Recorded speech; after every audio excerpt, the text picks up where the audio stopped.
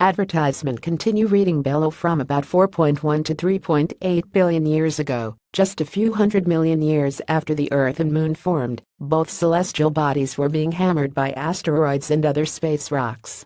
It's a period astronomers call the Late Heavy Bombardment. Shortly thereafter, the Moon was an active world of tectonic movements and volcanic eruptions, some of which spewed lava that flowed for hundreds of miles, which scientists can tell from collections of volcanic basalt in lunar craters, known as mare basalt. That's not all. According to a new study, this period of volcanic activity released enough gases into the air that the Moon would have had a substantial atmosphere. Research scientist Deborah H. Needham of NASA Marshall Space Flight Center and senior staff scientist David A. Kring of the Lunar and Planetary Institute (LPI) studied lunar samples collected by the Apollo program. They say the two heavy periods of volcanic activity, in particular, 3.8 and 3.5 billion years ago, are thought to have fed a relatively thick atmosphere compared to the infinitesimal molecules that make up the Moon's hardly detectable atmosphere today. The findings were recently published in the Earth and Planetary Science Letters. This work dramatically changes our view of the Moon from an airless rocky body to one that used to be surrounded by an atmosphere more prevalent than that surrounding Mars today, said Kring in a press release. The Earth and Moon were drastically different places 3.5 billion years ago. The Moon was 3 times closer than it is today, so if you could have stood on proto-Earth and looked up, the Moon would have appeared 3 times bigger in the sky. The strong tidal forces that existed when the two bodies were so close together helped to maintain the volcanic and geologic activity on the lunar surface.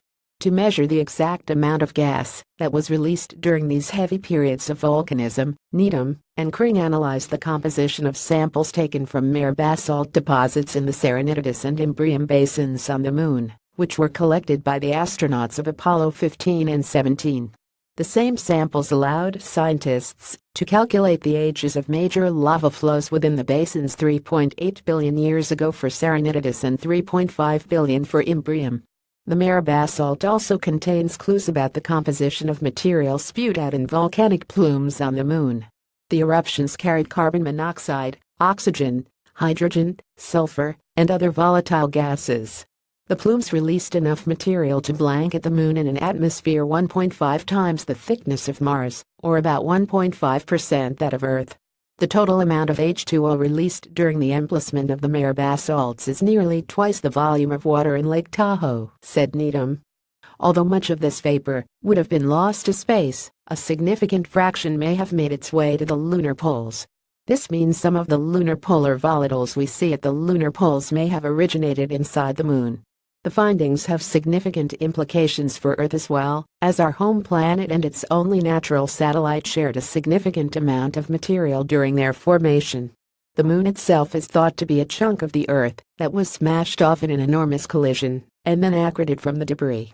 Geologic material on the Moon has been largely undisturbed for billions of years, and it can tell us what the Earth was like in the distant past, perhaps even providing clues as to the origins of life.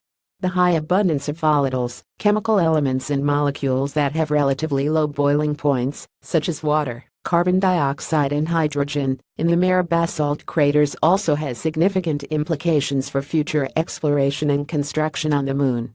The volcanic material is rich with resources that could be used to make water and fuel to support a lunar outpost.